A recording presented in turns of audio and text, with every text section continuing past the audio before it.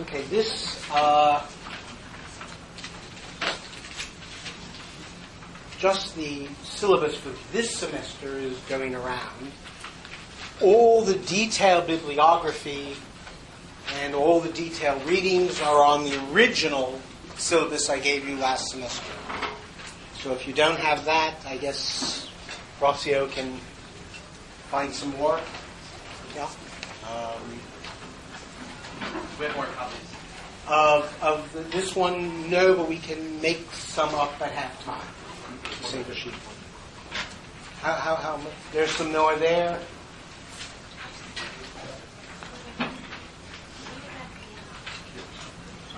And just to state the obvious, as you can see, even though we're halfway through the book, or nearly so, we actually have to move at a fair pace to get to the end of the book. That's just how it is.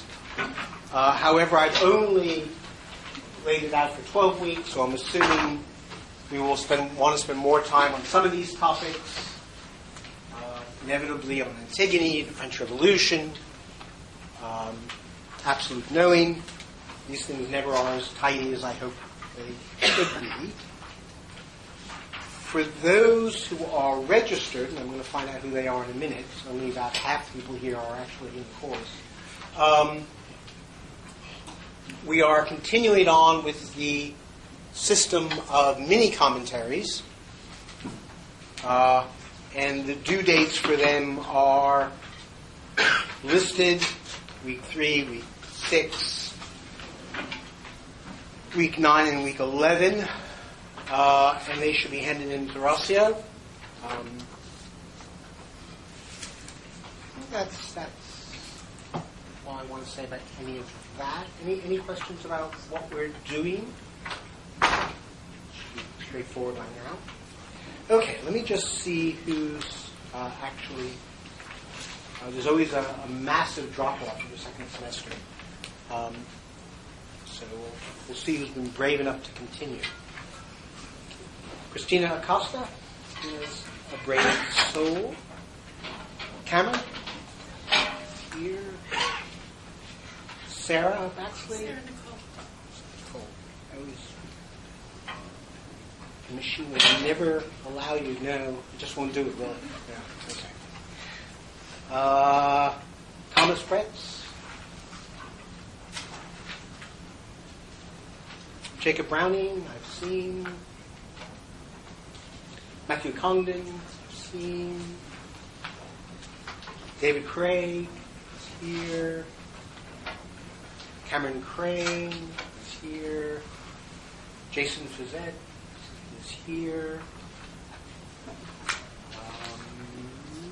Richard Flynn is here. Christopher Haddix. Katie, I've seen about. She is still about. Thomas Farrell is here.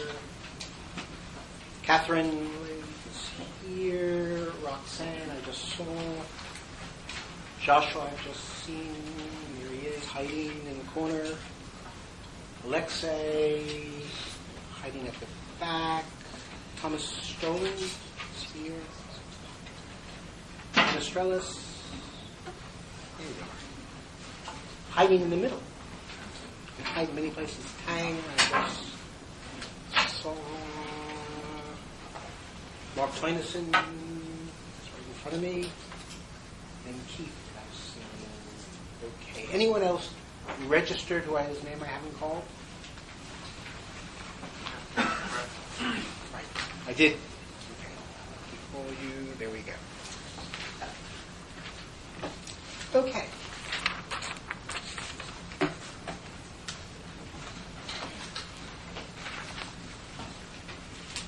So what I want to do today, as the syllabus says, and this may be a shock to some of you who thought you would have had an easy holiday, is actually want to do observing reason today, all of it. it is easily the most dissatisfying or unsatisfying chapter in the book, which is not to say that it doesn't have an interesting underlying logic. Now, concentrate on the underlying logic, not the details. The reason why it's unsatisfying in its details, or at least to me, is because in it Hegel gets involved in a whole variety of technical disputes around his time, especially in the long section on biology, where he considers what Harris calls the various forms of degenerative Schellingianism. You would have thought Schellingianism would be bad enough on its own, but to look at the degenerative forms from based on the writings of John Brown's medical theory, you can just see this is just going to be a nightmare, right? So I don't do any of that stuff. This is, as I say, the only section of the book which I worked on and never found the details compelling, so I'm going to try to stay at the level of the structure of the argument, which is interesting. For those of you, of the various accounts of this section, the one I actually like best or find most compelling as giving a kind of sweep is one of the commentaries I really haven't mentioned to now, but is very interesting. It's Hegel's Quest for Certainty by Joe Flay.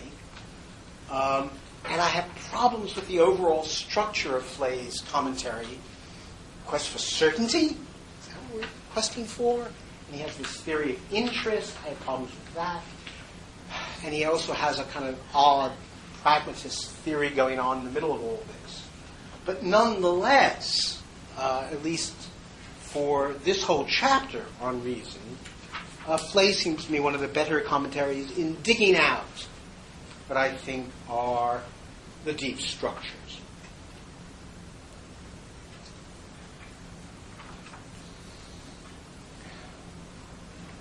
Well, let's recall where we left off. And it's where the individual surrenders to the priest, surrenders his will, surrenders his knowledge to the priest who, as the mediator between God and him, represents the possibility of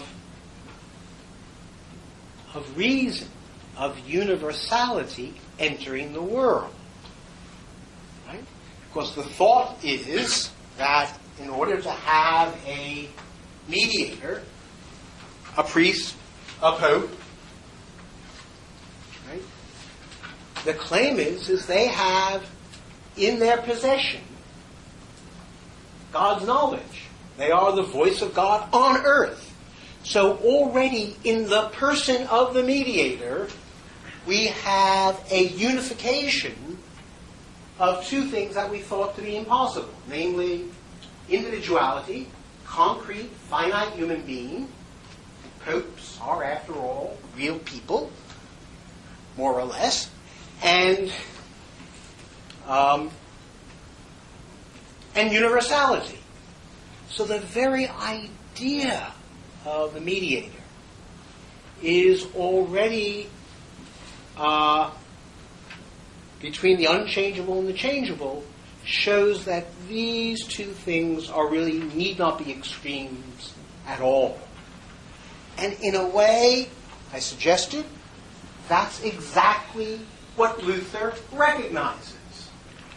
If Fatso there in the Vatican can have direct access to God, and he is a mortal being, then so can every other person. That is, each individual can be their own priest. That's what the Reformation is about.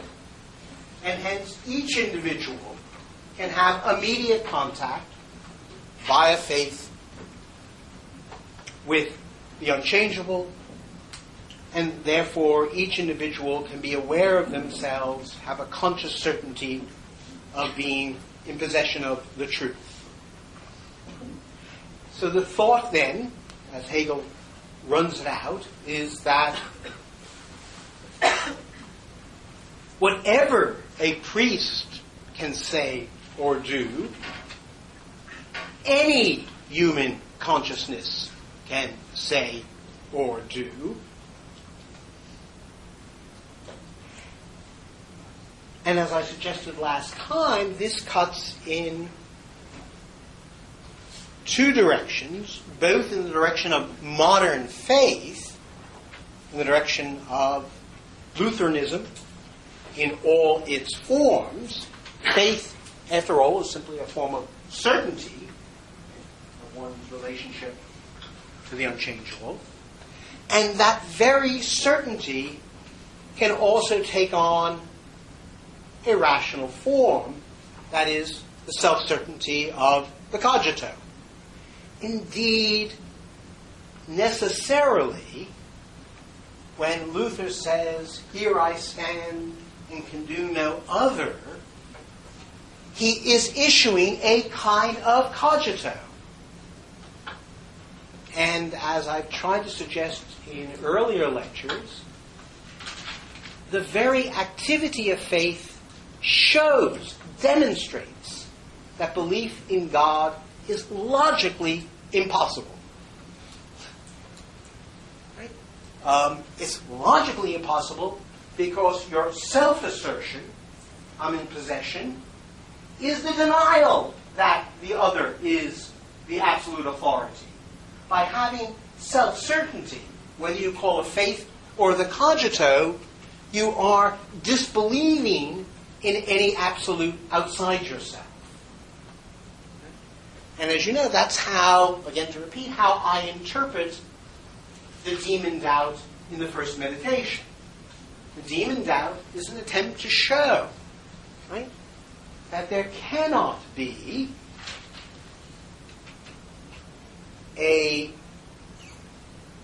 that the antagonism between faith and reason always ends up as a form of self-assertion. I can't deny myself. I cannot deny myself.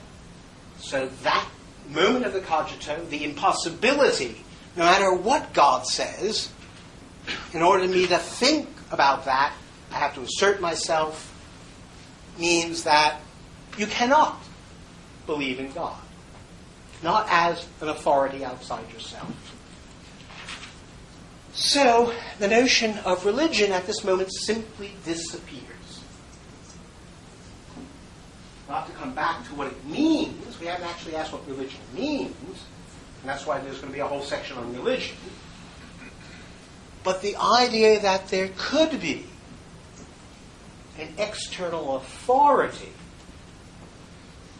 that the universal could be absolutely external to me, is simply self-defeating. It's incoherent. Now, I dearly wish that the inhabitants of the White House believe this, so we could get out of Iraq, but maybe we won't have a philosophical discussion. Anyway.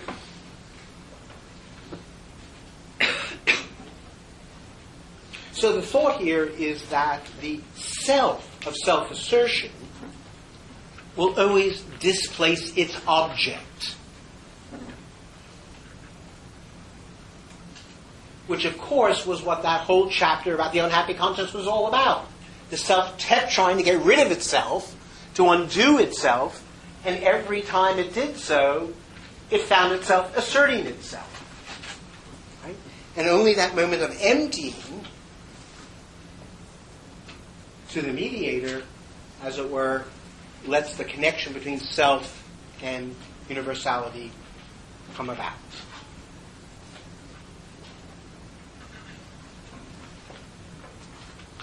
The certainty of the cogito is just the reflective movement of radical faith. Hence, faith is always faith in self against whatever might trouble it.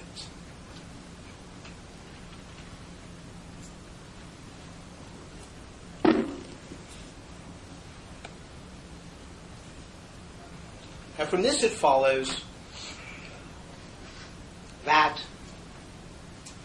consciousness no longer needs to take a negative view of the world to maintain its freedom or independence in opposition to the world.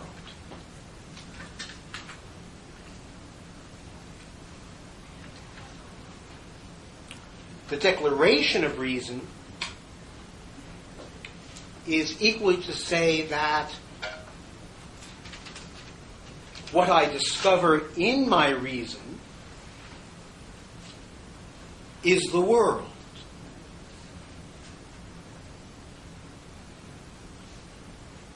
And Hegel says the new actual world, the world of Renaissance. So what remains of the impersonal creative father is nothing but the order of the natural world.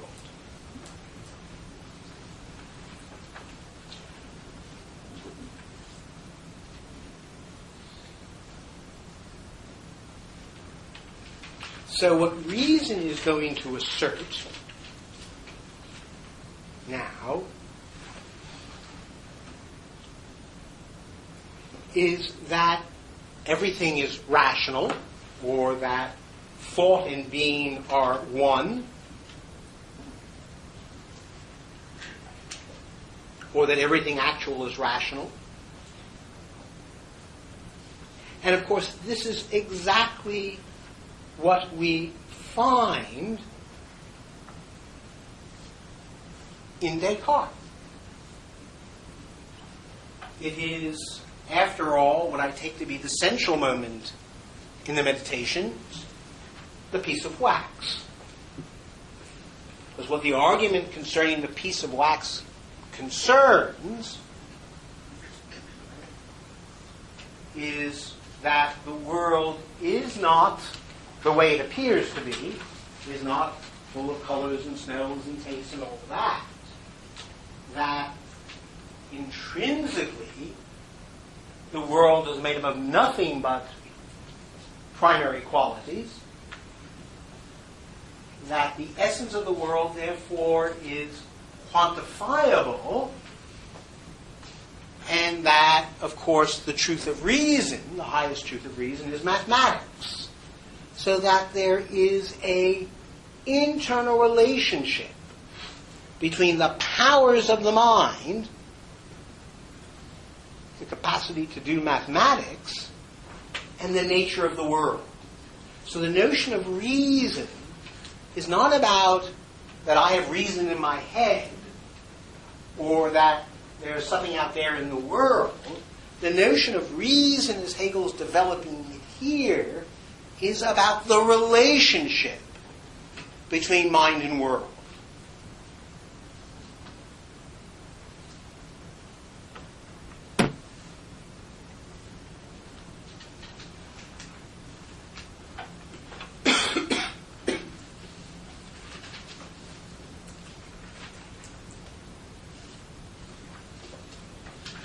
So,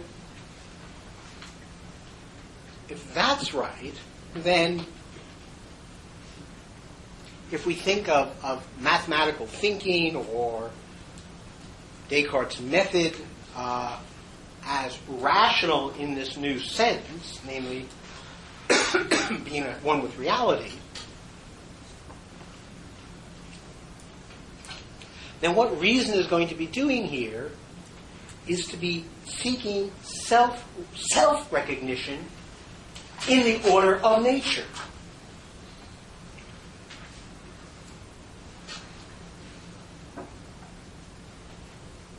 Of finding itself in the order of nature.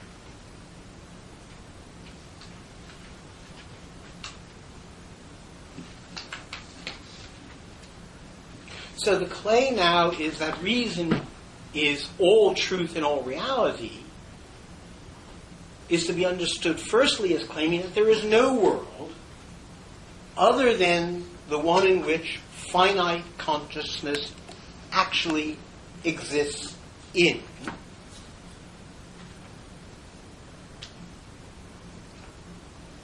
That the order of nature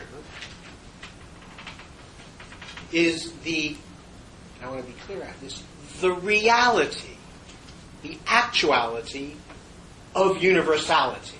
It's the material embodiment. So being is the material embodiment of the universal. And hence that order of nature is what must be known in order for reason to validate itself as being in possession of all truth and all reality.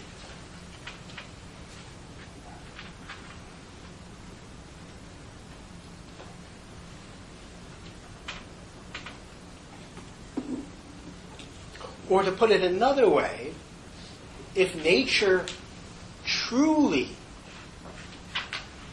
is a rational order, then reason is its creator. And again, this is, I'll come back to what happens with this in a moment, but this is just methodologically just the way Descartes argues in his physics, right? He begins his physics by saying, okay, let's pretend, he says, modestly, that there is no God, and let's ask ourselves, if we were God, how would we order and create and structure nature? Right? So, the structure of reason displaces the creative God and says that there must be this ultimate structure going on.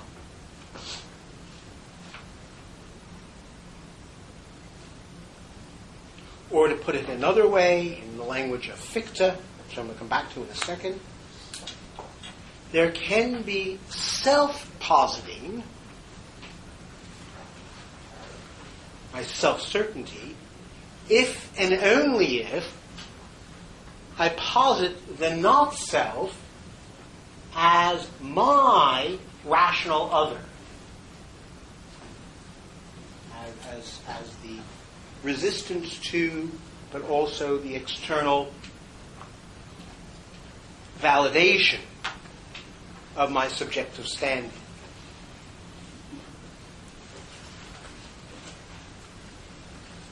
So the claim here is that practical reality is no longer about work or desire or enjoyment, all the things that it was in the chapter on the unhappy consciousness.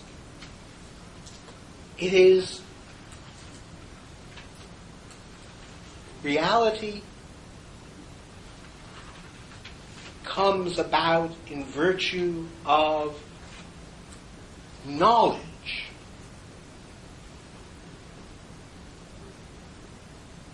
Or that the world becomes fully actual by being known. That the world is just that place that in being known it becomes determinate in itself.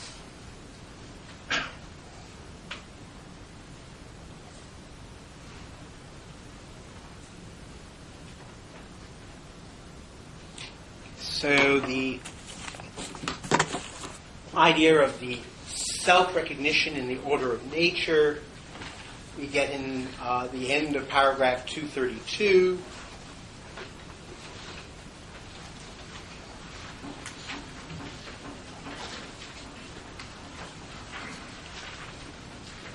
The endless last sentence where he says, and thus apprehending itself, after losing the grave of its truth, after the abolition of its actuality, is itself abolished, and after the singleness of consciousness is for it, in itself, absolute essence, it discovers the world as its new real world, making all the noises about Renaissance, which in its permanence, holds an interest for it which previously lay only in transiency. The new world, the material world, now has the kind of interest for us that before we could not find in, that is, as a source of enjoyment of self-confirmation, that before was just a matter of consumption. For the existence of the world becomes for self-consciousness its own truth and presence. It is certain of experiencing only itself therein. That's the great thought of modern rationalism.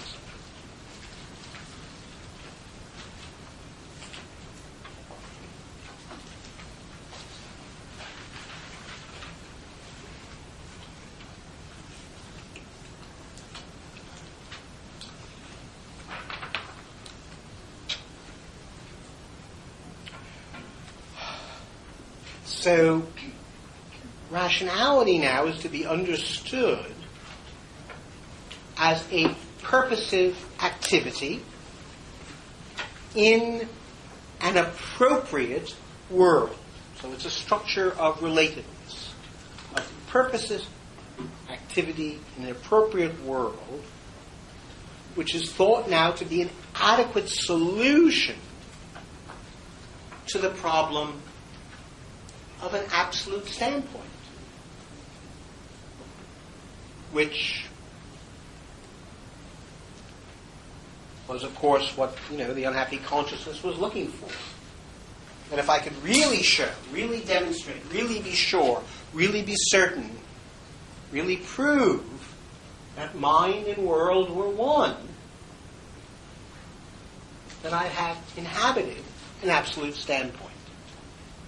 Because there'd be nothing else outside of it, and I would be assured of my relationship to the world, which is what I meant. Remember what I said, the absolute standpoint is about our standing in the world and our relationship to it. That each version of the absolute standpoint is an attempt to assure ourselves that we have the world that is truly our world, and that it's fit for our rational purposes.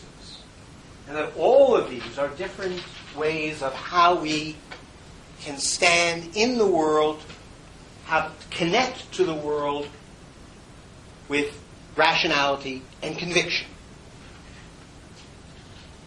Or, if you wish, have metaphysical faith in our place in the world.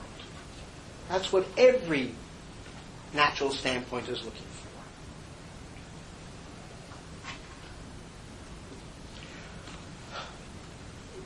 Hegel calls reason instinctive here in various places, instinctive reason. Simply, what he means by this is that it is simply an acceptance, let's call it a naive or spontaneous or even thoughtless acceptance of the correlation of self and world. That, to put it another way, the self here presupposes the fitness of the world to my rational activities. Or presupposes that there is a rational structure which links my purposes to the world and to the life in which they are manifest. So again, reason here is neither only purpose or something in the rational individual, nor is it the appropriateness of the world or an external structure.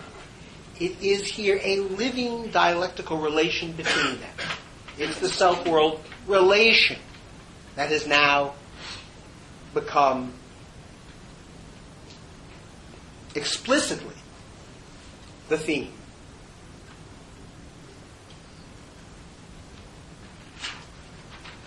And in all of this, I take it the background, I always think of the background of all of this is Kant's third critique. And I think of it as Kant's third critique because what the third critique is about in varieties of ways is the purposiveness of nature. That is, the fitness of nature for our rational capacities. The very thing that Kant does not show and could not show in the first critique. So this is adopting the idea of the purposiveness of nature for our rational faculties as an underlying structure of modern rationalism from the get-go, from the beginning. That Descartes and Galileo must be assuming the purposiveness of nature. That Hume and Locke, in a way, are assuming and then get disappointed by that assumption, right? They assume it and then, so I want to say about both Locke and Hume, there's a whole lot of recent scholarship, that they were both scientific realists who then had a skeptical doubt about the plausibility of their realism. That neither of them were empiricists in any strong sense of the word. Right? They both assumed the reality of nature. Obviously so with Locke, and according to Galen and Strawson and a bunch of other people, that's true of Hume as well.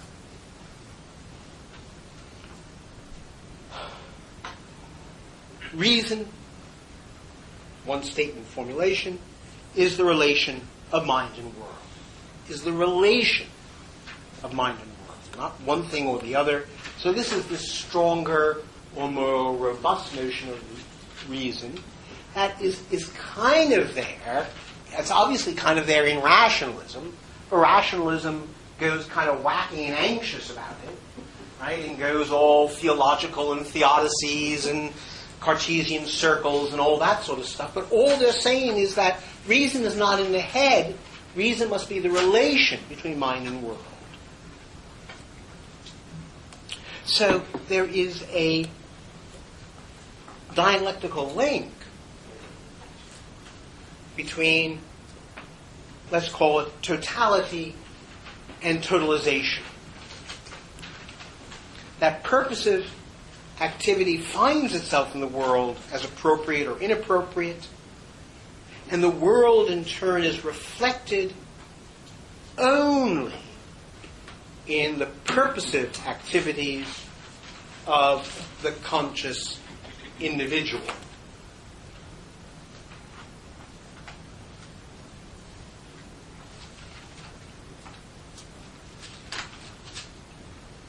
So, in the middle of paragraph 233, just to get this totality, totalization idea going, and you're going to hear, those of you who are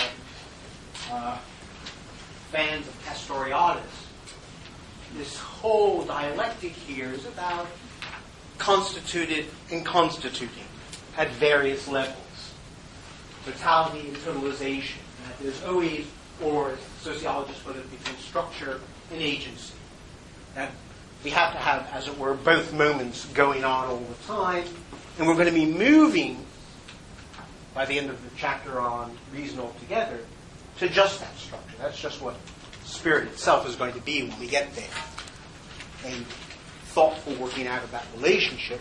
But it's even here, Hegel says, but self-consciousness is all reality, not merely for itself, but also in itself. Only through, it is all reality in itself, but also through becoming this reality, or rather demonstrating itself to be such. So there's no truth without the detailed demonstration, the becoming, the activity.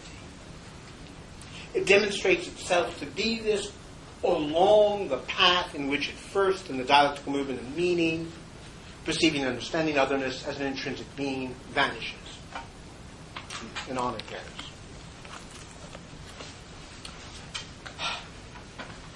Now that said,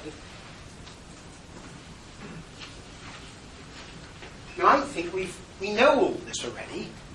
After all, isn't this just transcendental idealism? Isn't this the idea that there is no gap between the synthetic powers of consciousness and the actuality of the world?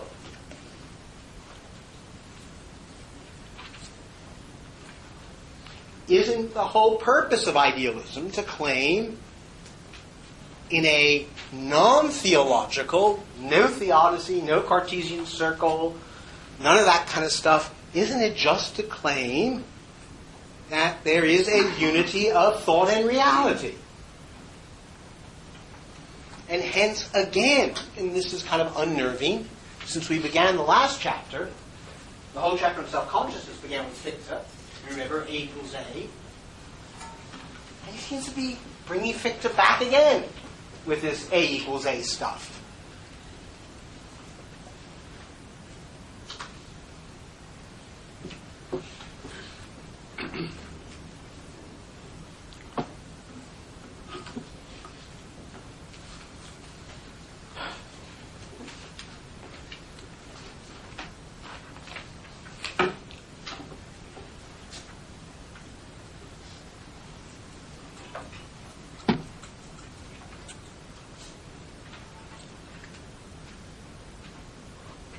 Well,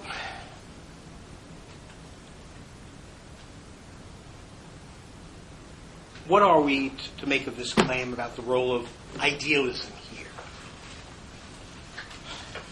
And what is Hegel arguing about it?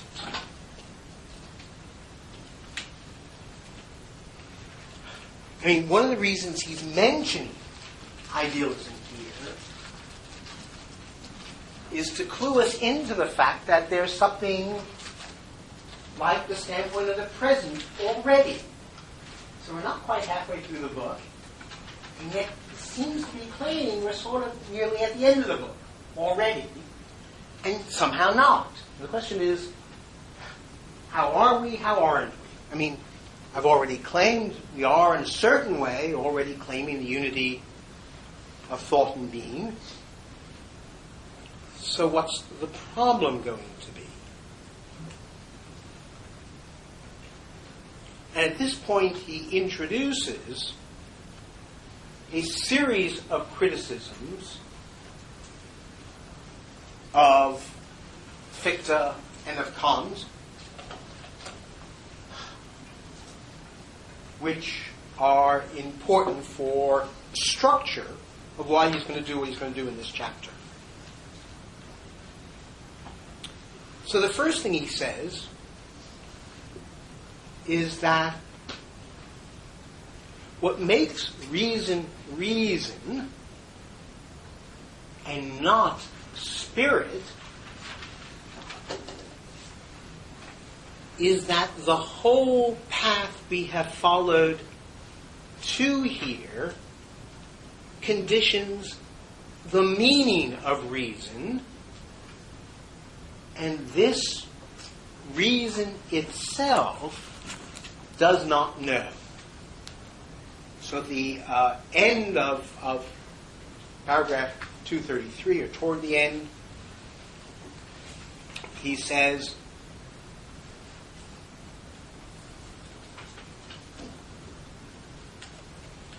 but the two reduce themselves to a single truth, namely that what is, or the in itself, only is insofar as it's for consciousness, and what is for consciousness is also in itself, or has intrinsic being.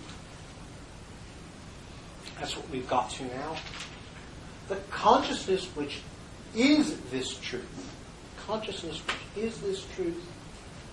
has this path behind it and has forgotten it. And it comes on the scene immediately as reason. In other words, this reason, which comes immediately on the scene, appears only as the certainty of truth. So that's the other reason why reason is instinctive here. That it has this notion of certainty because it's forgetful. It's forgotten that there's been this whole educative process, the whole toils of the unhappy consciousness and everything that went before that, that was necessary to get there. Thus, it merely asserts that it is all reality, but does not itself comprehend this, for it is along that forgotten path that this immediately expressed assertion is comprehended. I take it that sentence is a summary of Hegel. That to comprehend your standpoint is going to be this massive act of memory by which you comprehend the whole path, the whole history of learning, by means of which you get to your present standpoint. Right? And that idealism is a forgetfulness of that, and hence does not understand itself, and the manifestation of its not understanding itself is called certainty. It's not an accident, I think, that Fichte's, one of Fichte's, most interesting things is, the argument against dogmatism or skepticism, right? And he's saying, you've got to be dogmatic, right? I mean, you've got to simply assert. So there is about self-assertion a kind of dogmatism. So the word certainty always hides a dogmatic suppression of its own historical coming to be. So, the deficit in contemporary idealism, in Kant and Fichte, he's now making explicit, is that it has no account of its own coming to be, and hence the history and genealogy which makes it what it is and gives it its real meaning.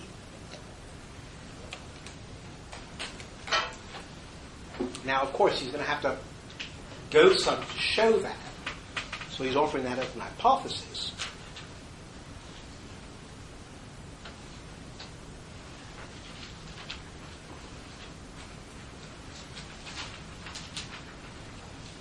Hegel then,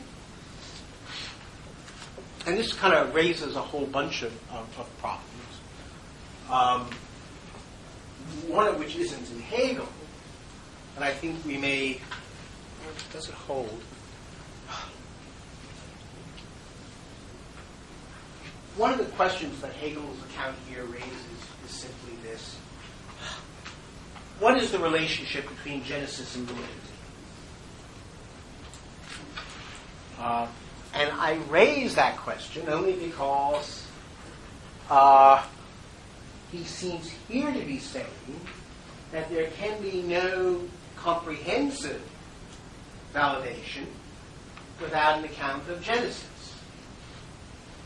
And if that's true, then I would think that his own logic would be impossible.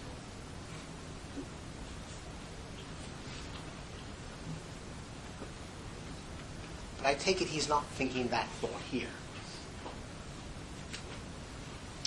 Here are the actual criticisms he makes of idealism. First, in paragraph 235, Hegel criticizes Kant's attempt to read off the plurality of categories from the table of judgments.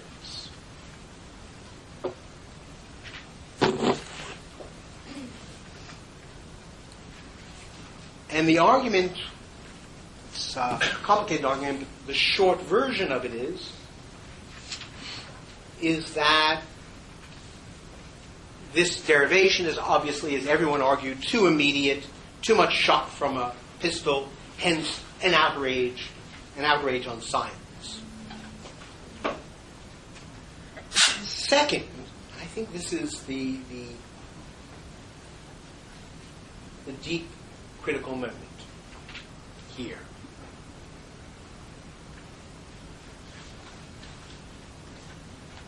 What makes Kant and Fichte subjective idealists as opposed to absolute idealists is that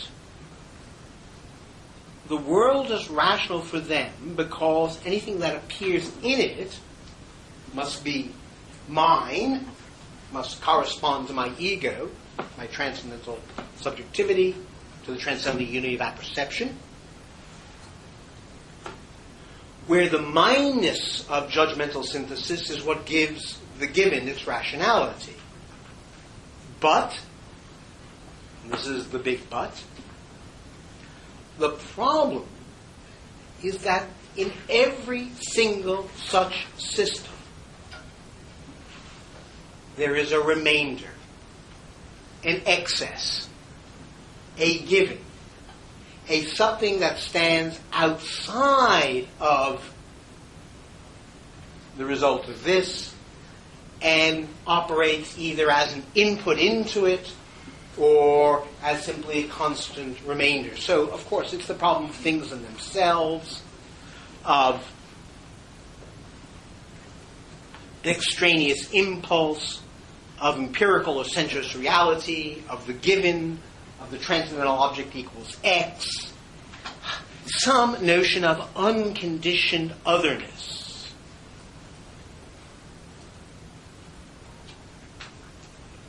And by virtue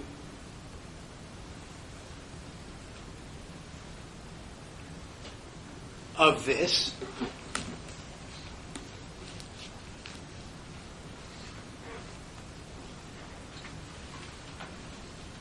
in fact, all of these theories of idealism actually say something that is perfectly contradictory. Namely, I am all of reality, and I'm not. That the problem of things in themselves is always the acknowledgement of the failure of the fundamental idealist thesis, and it remains, in a way, the meaning of that remains inadequately thought.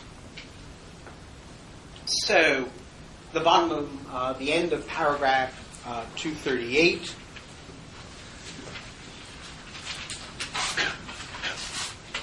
Such a knowing is at the same time pronounced by the very principle of this idealism not to be a true knowing, for only in the unity of apperception lies the truth of knowing.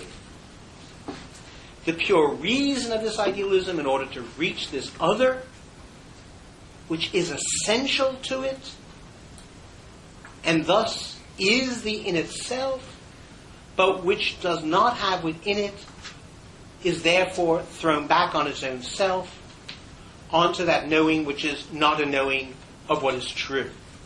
This is just, right, what he says in the introduction. It's just that problem again.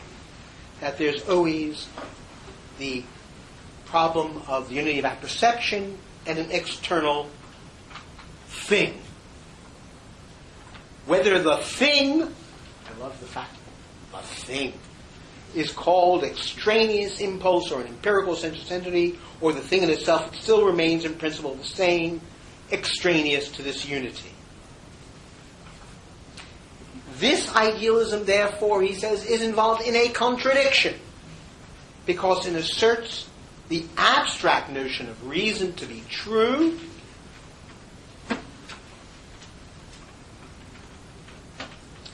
but directly comes to be for it in reality that is just as much not that of reason, while reason is at the same time supposed to be all reality.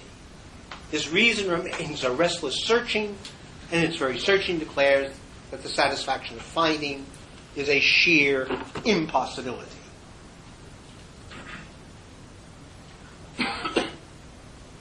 The notion of the thing in itself, for Hegel, is a version of the self-destruction of reason.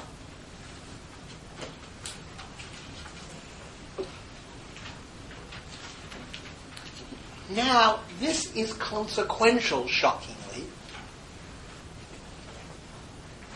for the rest of the chapter, because roughly Hegel's argument here is something about philosophical reason is dumb. Dumb. Let's get a better word than dumb. Is thoughtless about the nature of its own failure. And it's thoughtless because we cannot see exactly why that failure comes about, how it comes about, what does it mean. And Hegel says we can do better here than think about philosophy. That what we ought to really look at is not the bold assertion, I am all truth and all reality, but let's look at the actual scientific practices that try to demonstrate the truth of that proposition. That is, one of the things that Hegel wants to argue here is that the actual sciences, in a way, examining those sciences, or let's call it the actual practice of reason in the various sciences, let's call it the work of reason, is higher than philosophy, because rather than merely positing both completeness and a thing in itself, reason sets to work demonstrating or proving it is at one with reality. And by seeing how reason does this and how it fails, we can gain actual insight into the meaning of that failure. Right? The thing is, what you get if you just go with this is the problem of things themselves is the debate between Henry Allison and Paul Dwyer. Right? There is a thing and stuff, there isn't a thing. And it goes back and forth, and it will go on like that forever. Right? Because it's an abstract philosophical argument without anything to rein it in, to condition it, to try to make sense of the problems. And Hegel's saying you're not going to get anywhere if you follow that path. That philosophy has to be, and he's going to say this over and over again in this book, non-philosophy. That is a comprehension of the world and certain activities in the world, including epistemic and practical activities, in order to make sense of itself. So rational activity seeks to prove itself through its activity. Hence, both for it and for us, that is, we philosophers who are looking on. To put it another way, natural consciousness, or the natural attitude, is now itself seeking to demonstrate the thesis that reason is the absolute standpoint, and the standpoint that gives warranted access to reality. And this obviously entails a change of method. Every time there's a change of chapters, there's a change of method. It's kind of one of the dizzying things about it. And there's a change of method because now rational activity itself, not theory, will work out its own presuppositions, which are given in the actual deeds of the rational individuals as they confront the world in their praxis, scientific practice, and we'll see later ethical praxis. That is, reason itself, in its actual practices. I have a cold, so at some point My voice just may give out altogether. Pack up, go home. Reason itself is now in the business of constructing the relationship between mind and world. And that these practical activities are doing that. And that there are certain versions of them that are self-evident.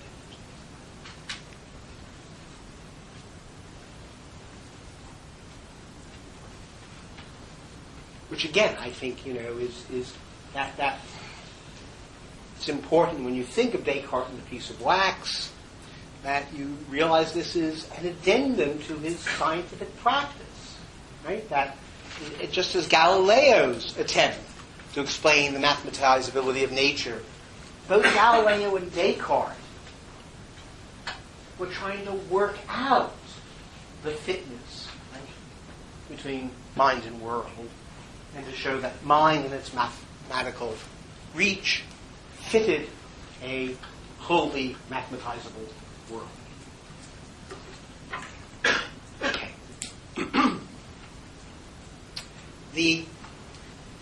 I'm not going to finish today. I can feel that. That was just the introduction. Any questions about that introduction before I lay out the structure of the chapter, and then we'll have. I need a little break because my voice is going down. I'm kind of confused about the claims you made earlier about the problem with sort of the Kantian dictating program being one in which sort of the transcendental subject and transcendental object relationship is what we want to keep and what can't be forgotten was the history towards that culmination. I think that's what you said, if I'm not mistaken. Right? Not transcendental object. I mean, the concept of the object properly being delivered to us by way of the constitutive powers of transcendental subject. Right. But that's just what transcendental object is, at least on one of the Okay. Now, I was trying to figure out what it would mean to try to do science and include the history to that point. So try to do mathematics as one who was aware of the history of mathematics and try to develop a result. No. The thought is this: it's the actual what we're going to be looking at, to anticipate, is scientism. That is what Foucault called, transcendental doublets, right? That each of the various sciences we're going to look at: physics, biology, logic, psychology, phrenology, physiognomy, and then phrenology. It's the structure of the chapter. Each of them are themselves various attempts to give a totalizing account of the world. And Hegel's thought is, that is, each of them, remember, it's instinctive reason. They're not doing the history. The history is our tracing their attempts. That's where the history comes in. So it's not that math should do its history.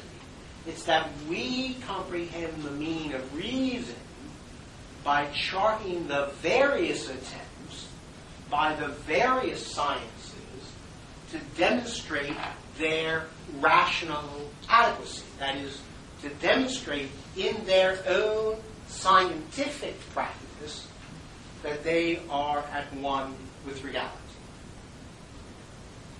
That's the argument. So it's that history.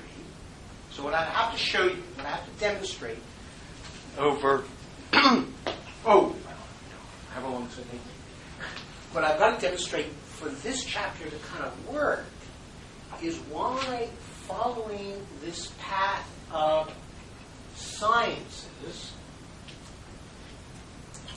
we suddenly discover that we cannot make sense of the world as reason by observing the world. Now, we can only make sense of the world through action. So the structure of this chapter is about the relationship between, again, so we're right back to the problem of consciousness. So observing reason is the problem of consciousness. but now souped up into a structure of reason. Right? So observing reason is souped up consciousness. Why is it souped up? Because now its activity is now going to be the attempt. The explicit attempt, as we know all scientific reductionism is, to show that it is, the truth of everything. And it is in the nature of, let's call it, all the major sciences, that at some moment one wants to say, yeah, the whole world's like that. We can understand everything through physics. We can understand everything through biology. We can understand everything through logic. We can understand everything through psychology. That each science wants to be the queen of all the sciences. That is the transcendental regulator of the meaning of being in general. Right? So what we're going to be doing is tracking the path. That's the history that he's interested in. Right? Of those sciences, right? In order to see why there is, let's call it a remainder, where the remainder comes from, and he's going to say roughly part of the reason there's a remainder is because reason here is contemplative or spectatorial, theoretical, and you cannot grasp your place in the world by observation. Reason cannot be truly observation. And then we'll move to a structure of activity, of making the world. Turns out we can't make the world either. And then we'll get to spirit. And that will give us another problem of history. So the history here is the history of the sciences. So the history of reason is the history of the sciences in their rational pursuit. And Hegel's claim is that's the history.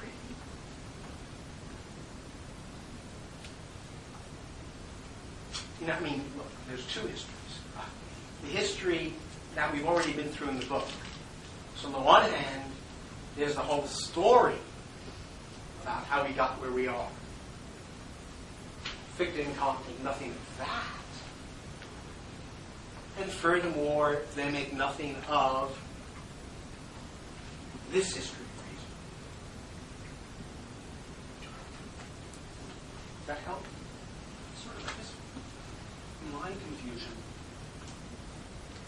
stems from the fact that it's not clear to me how Hegel helps himself to the assertion that, say, a particular science understands itself as unifying its subject and object. Right? Taking math as an example, they might say that this is a privileged manner of explaining everything. But that seems like a far step from saying that identifies subject and object as mathematical. So it's I'm sort of missing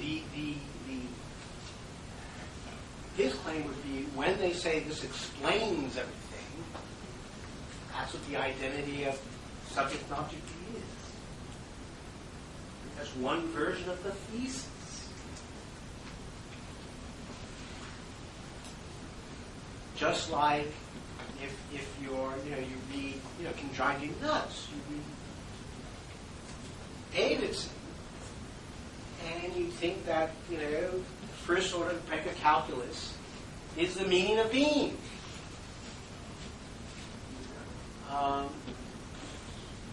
Otherwise, he can't use Tarski the way he does. Well, that's a section on logic.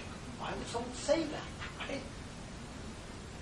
So the idea that reason and reality are one is an indeterminate expression. We don't know what it means. It just means, at the moment, a certain confidence of what I'm calling an internal relation between rational activity, purpose of activity, and some conception of the world. That there's a natural fitness. And how you articulate the fitness is your account of what the identity of thought and being is. Okay, so fitness itself is a kind of dummy term for all the various accounts of that. Okay, well, that actually gives, really says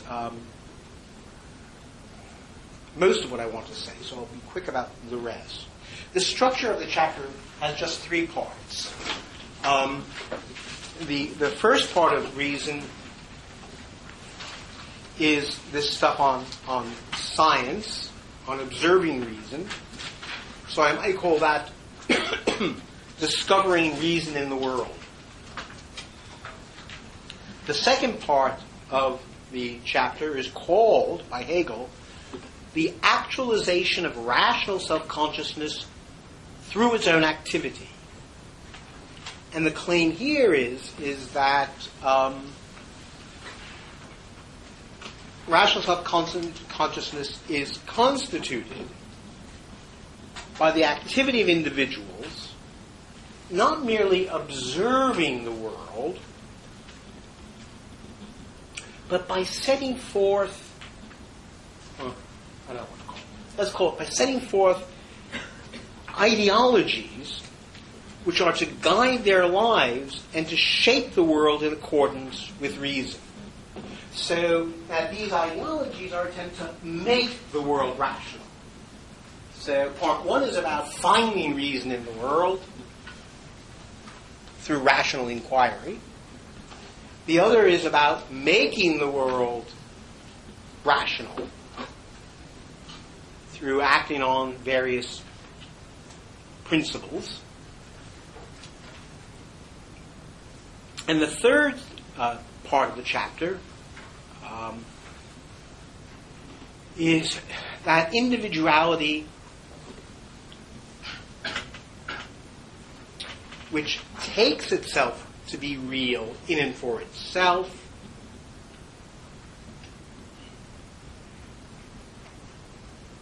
is to be given now by social individuals in an already established order of society, fulfilling theirs and others' needs, and trying to devise or to find a theoretical basis on which to make and test the laws of that society and that existence. So, in the last one, there is a society in which we're already in it. We're already in an interactive, cooperative set of arrangements, and what we're seeking for is finding out what laws we can use to regulate or test the laws that regulate our existence together. So roughly, the scientific view is going to be discovered as too passive. It's the idea that we can merely discover the truth through rational inquiry. The second part of the chapter is going to be discovered to be too active. It's all about world making. And that Hegel is going to argue that reason can neither be found, cannot be discovered, nor made, created, but it is given as an already existing framework and constructed through the determinate acts of a community of individuals. And that will be just the transition to spirit itself.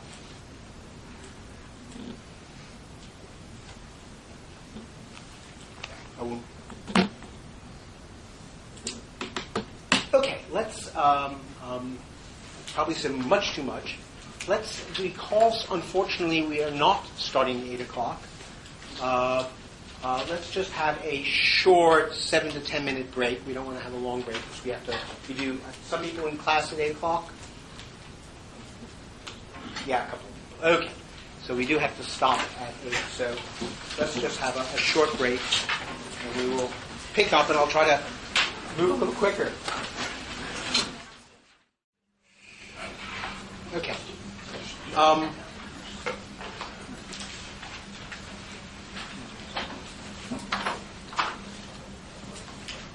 See if I can have enough voice left.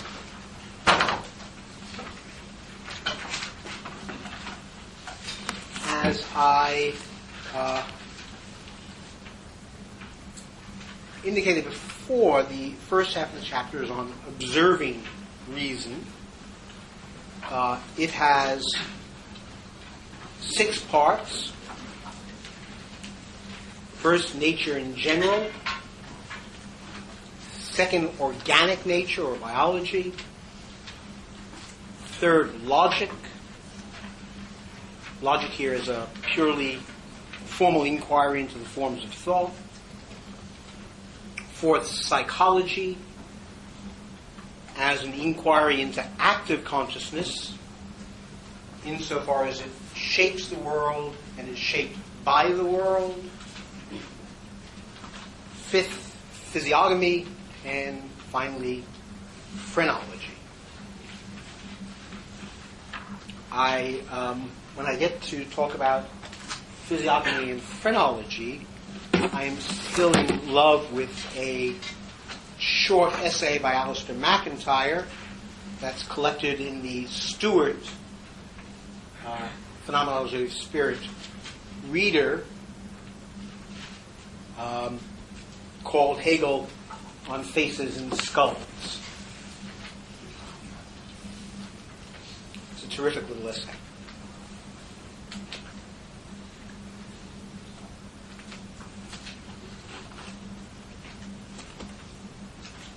So the first half of the chapter, Observing Reason, concerns reason's attempt to intuit itself as actuality and find itself presently out there as shape and as thing, which is to say that reason cannot be satisfied with the mere mechanisms of the understanding. It wants to see that understanding exemplified in the structure of the world, and that finding itself everywhere in the world in accordance with pure reason is we would now think of as the project of a wholly naturalistic conception of man and world. So in a way, all of these are a kind of version of a kind of generalized naturalism. I guess we give it as Columbian version of what philosophy should be.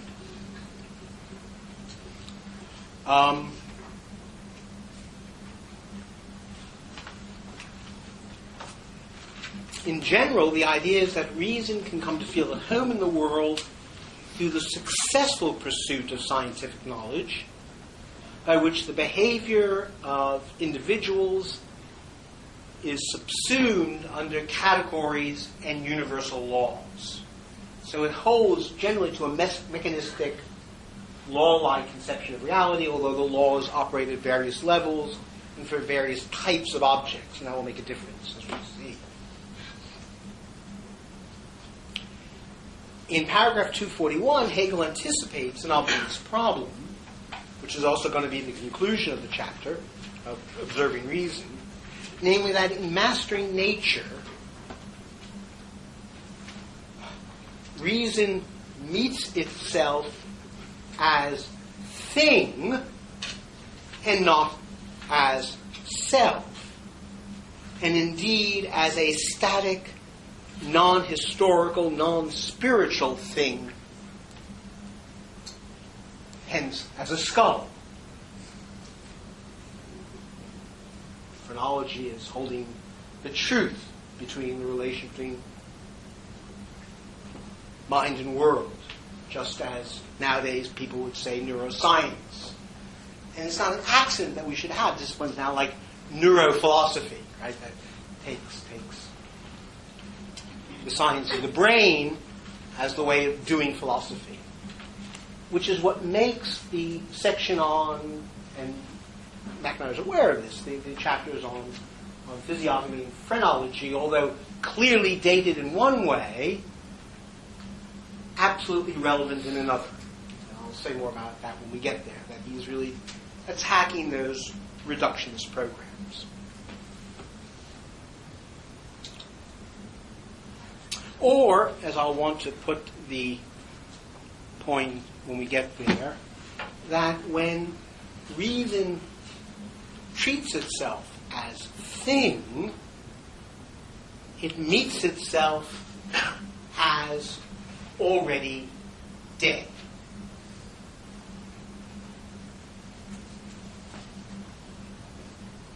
But this is no accident.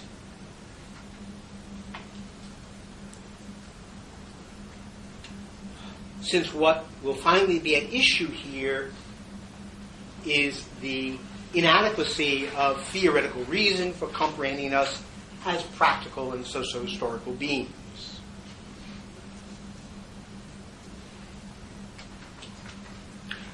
Let me indulge myself. I was just thinking about this, but I decided I'll indulge myself earlier rather than later.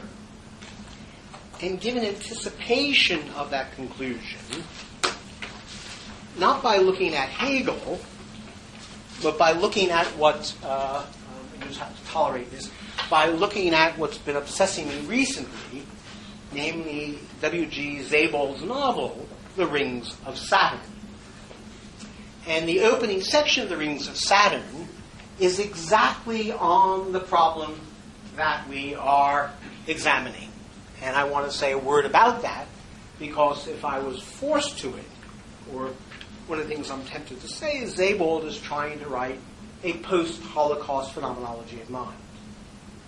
That's certainly one way of reading Sebald. A natural history of destruction, right? That's one of the titles of one of his books. Well, I won't go through the complicated series of things that happen in the first 4 or 5 pages, except that Sebald is interested for various reasons in Sir Thomas Browne and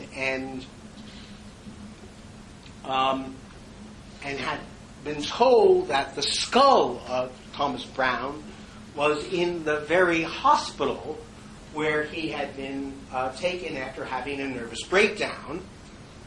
And after recording this fact, Sebald suddenly says that in January 1632, while Browne was in Amsterdam pursuing his own studies of the human body, there took place the public dissection of one Adrian Andriesenzoon, also known as Eris Kint, who was a petty thief of the city of Amsterdam, who had been hanged for misdemeanors an hour or so earlier. Now, this sounds puzzling, but you actually all know about this already, because this is the dissection that is recorded in Rembrandt's great painting, The Anatomy Lesson. Do you all know that painting? Okay. So, Dr. Tulp dissecting the arm, right, of Andries Kint. Now, Sebald draws our attention to 2 features of the painting.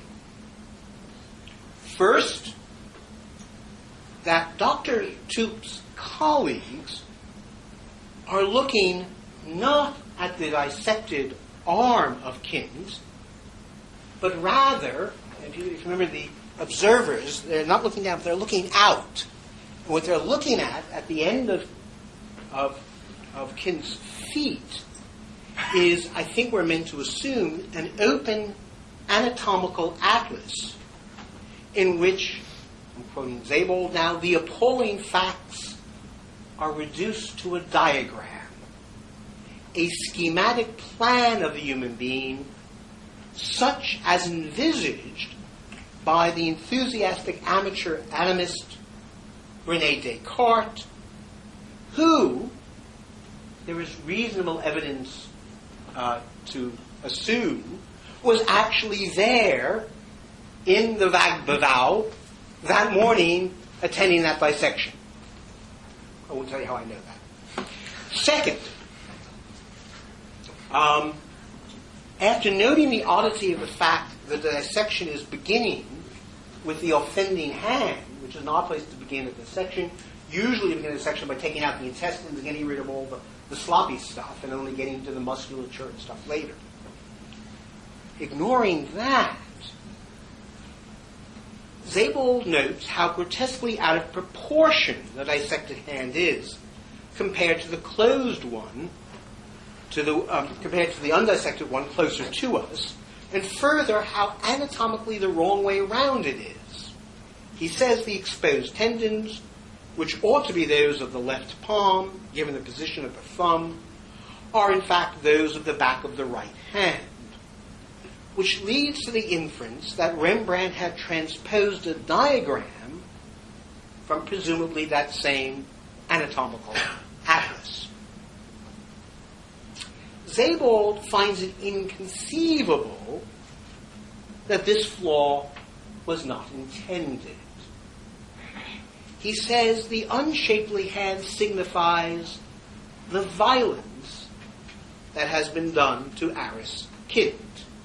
It is with him the victim, and not the guild that gave Rembrandt his commission, that the painter identifies.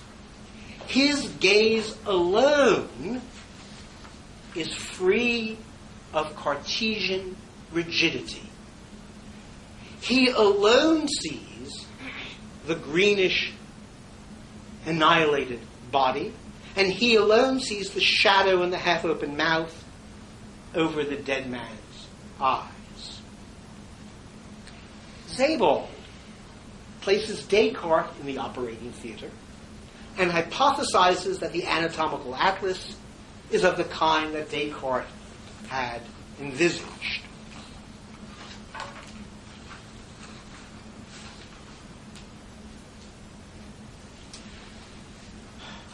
And I take it he does so for the sake of contrasting, let's say it, the realism of science and the realism of art. That there is a more than categorical or casual fierceness to Sebald's critique of Cartesianism. He says the following. In his philosophical investigations, which form one of the principal chapters in the history of subjection, Descartes teaches that one should disregard the flesh, which is beyond our comprehension, and attend to the machine within, to what can be fully understood, be made wholly useful for work, and in the event of any fault, either repaired or discarded. Though the body is open to contemplation, it is in a sense excluded. Sebald is placing his narrative in the context of the tradition of Dutch realism, which he construes as determined not by verisimilitude, but by the quest for, let's call it, fidelity to the victim. Such realism must locate itself at the level of the flesh, at the level of actual bodies in their life and death, that is, not in the domain of the understanding in which things can be mechanically grasped, controlled, subjected, repaired, or discarded. Dr. Tulp, this is me, not Sebald, is probing the flexor digitorum muscles here,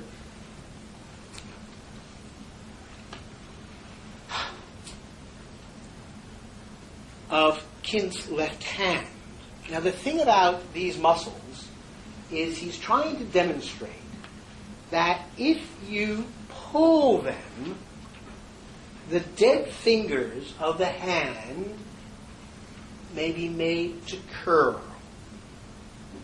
And if you remember the painting, with his own hand, Tulp is actually imitating that curl.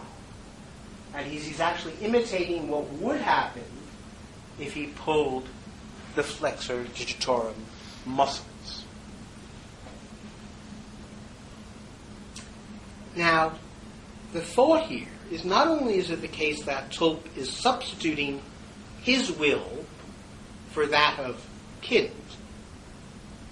but the movement of the living is being understood, his own movement is being understood on the basis of the movement of the dead.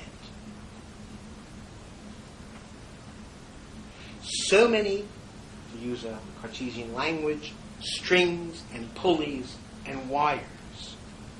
So the will, and this is the thought that I think Hegel is going to be getting at, the will of science here that moves the dead hand, and hence the will of science that tells us how the hand moves, is a mimesis of the dead. So science takes its model of the living human being from the dead human being and then transposes it back onto the living human being. This is Adorno's thought that Enlightenment rationalism is a mimesis of the dead. That is, you begin with the model of the thing, the dead thing, and use that as a way of modeling all reality.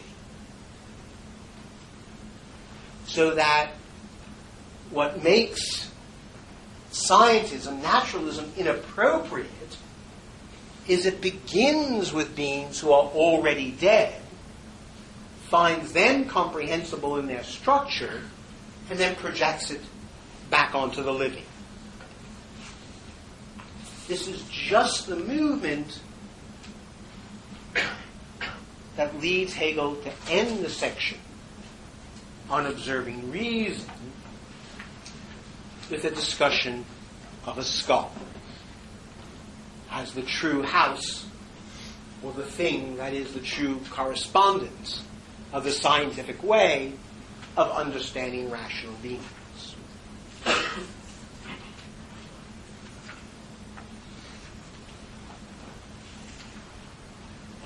Well, let me try to look at least two or three of Hegel's arguments about how this is going to work out in his account.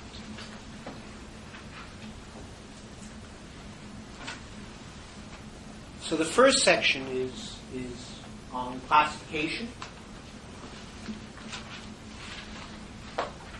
and the thought that particulars can be understood by classifying them, by bringing them under natural laws, and that finally classification and experimentation on their own prove themselves to be inadequate,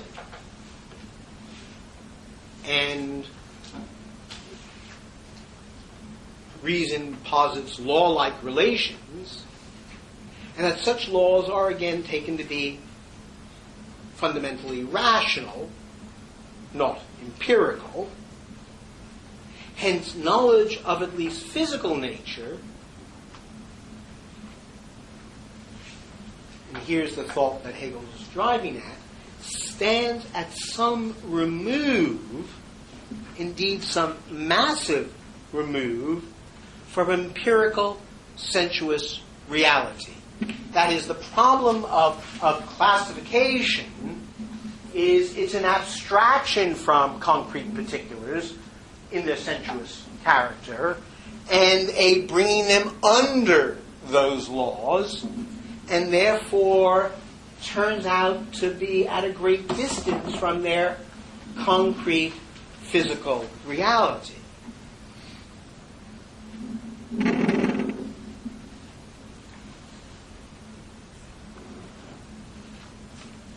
Now,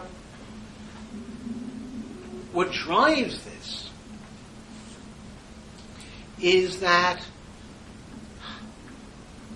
or what Hegel is interested in here in making this argument, is that the observer is moving through this various stages, from classification into abstract laws, because he is in search of an internal necessity to his practice. He wants to know not just that we can classify, but that it's rational to classify the world this way. Not the mere fact of it, but we want to see the internal necessity of our practices of science. And the problem is that physics does not and cannot demonstrate the actual existence of reason as warranted.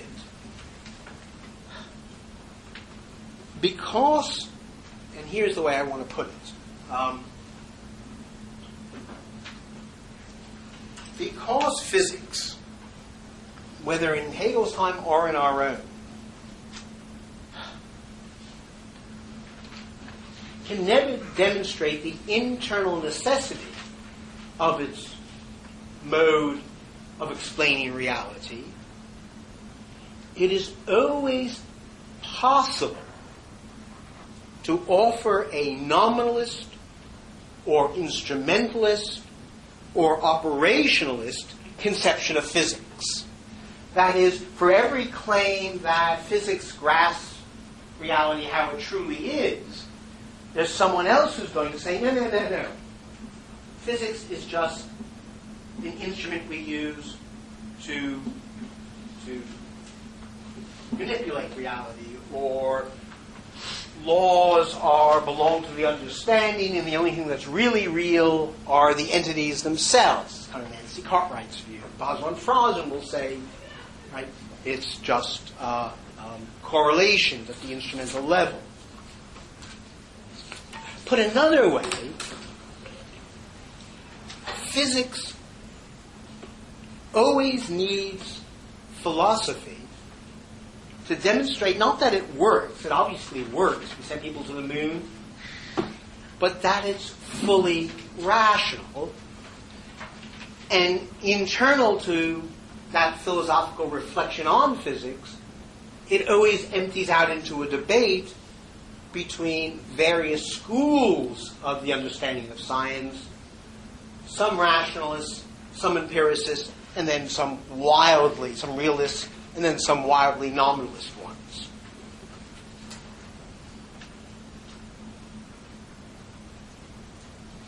The reason this occurs, Hegel argues, is that the reason why physics will always be in this position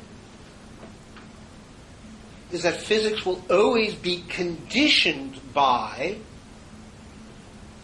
the observer's approach to the world. That is, in some way, science always constitutes its object in a certain way, say as mathematizable. And secondly, that it will always be faced by the presence of variables and or matters and their relations. So physics is always going to, to put it again in the most simple way, physics can always account for the world, but can never account for its relation to the world. That is, can never account for its own truthfulness. And therefore, in a certain sense, there is always, the rationality of physics is always shadowed by a kind of irrationality. So Heisenberg kind of put Hegel into practice? Absolutely. Absolutely. Just what I was thinking as I was writing those notes. Yeah. That notion of conditionality shows that there's no, and of course he was arguing this particular notion of observation, but yeah, we are observing, by observing we constitute, and therefore fracture it, and therefore don't rationally comprehend it in itself. That's certainly one version of it. But isn't that just to say again that genesis and validity never coincide? Right. Well, in physics. Okay. I mean, what's going to... it's not going to be an accident. No. This is... remember, the question is how we best understand ourselves and our practices. And the claim here is not that there's anything wrong with science. It's that science, physics in this case, cannot be used as a transcendental, right, for understanding the world and itself. That the very nature of physics, as it were, makes it always a local phenomena and never a transcendental one. So, of course, if you're a crazy naturalist, you're going to try to get around this by various theories about reductionism, right? I mean, reductionism is trying to, as it were, squeeze out all those remainders. But that's what's at stake in those practices. So his claim here is simply, and of course it makes, it's interesting that both in the 17th century and then in our own, that physics was used as the universal science. I mean, after all, think about how Locke even begins the inquiry. There have been these master builders, Newtons and so on. And what do? We underlay. What does underlayer mean? We make the intelligibility accord with the results of physics. It's exactly Locke's project. We have to translate what knowledge means, what everything, perception means, so it is compatible with corpuscularianism and the laws of physics.